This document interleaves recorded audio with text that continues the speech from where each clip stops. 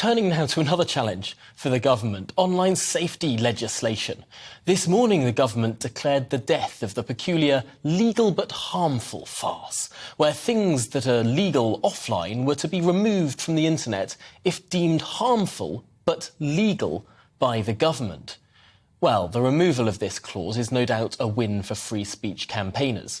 But we mustn't let this news distract from the extra things in the online safety bill that are made illegal. For a start, content that causes serious distress is made illegal. Now, how does a government determine whether content may or may not cause serious distress?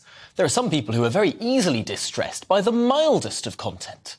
And secondly, there are vague, reasonable grounds to infer within the bill. Now, the reasonable grounds to infer content that may be illegal is the bar for assessing illegality. Well, that's a very different standard from the bar to assess illegality offline. After all, things are legal or people are innocent until proven guilty. Under the auspices of the online safety bill, content may well be illegal until proven legal. Well, let's discuss this further with Sam Armstrong. He's the Legislative Affairs Director at the Free Speech Union. And first of all, Sam, this must be a win for you, getting rid of this very controversial clause, legal but harmful. Yeah, look, that is progress. There's no doubt that to an extent it's a step in the right direction. Now, that said, there's a big caution note here. The government is still requiring tech firms to put standards such that normal people, that people who don't want to see extreme content online as they see it, don't have to see it. Now, we're slightly worried there that in the past, conservative news websites, for example, have been judged to be content that might offend people, and that the default settings on Facebook are that you might never, for example, see a clip from GBNews because a tech company in California has judged that GBNews doesn't meet with their standards of what ordinary people might think is acceptable or not. That is a very, very concerning thing that most people, I suppose, would be unaware with, because when it comes to all of these questions about protecting people and child safety and all the rest of it, it's very, very easy to agree in the abstract. But when we come down to who gets to define what is harmful, what should be removed, there we get into the weeds. Yes, that's right. And look, I should say that there is nobody in the debate at a serious level that doesn't want action taken to protect children from some of the most harmful online content that is around. Everybody is supportive of that. Where this gets controversial is when it comes to adults, free choosing adults that can make decisions for themselves.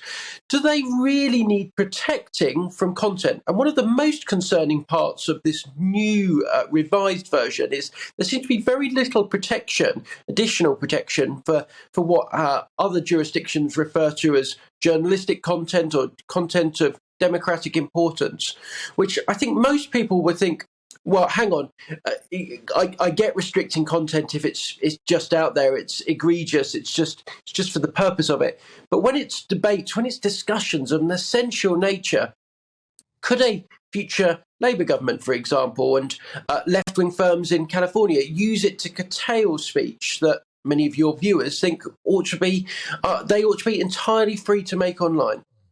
There's something very concerning in the bill that hasn't got a lot of media coverage, and this is the whole distress-causing elements. Content that is likely to cause distress to an individual must be removed from the internet. That seems like an incredibly arbitrary standard. Given the way that debate is so often conducted today, people can claim distress or psychological harm from the most mildest of words. Yes, it's extraordinarily vague. And of course, the tech companies are on the hook if they get it wrong. So if they leave something up and said, we don't think this is likely to cause distress, somebody says, no, it did cause distress, and the tech companies get it wrong, well, the tech companies could be on the hook for fines from Ofcom or even legal action. So what we're worried, of course, is that they're going to gold plate those standards. They're going to go even further. They're going to say, well, if in doubt, keep it out.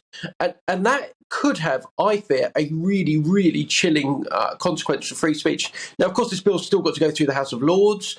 Members of the House of Commons could, as you say, continue to amend it to strengthen it yet further, strengthen free speech provisions yet further. I hope they do so, because at the moment, I think there's a lot of people that are still remaining very nervous about this very big, very consequential piece of legislation.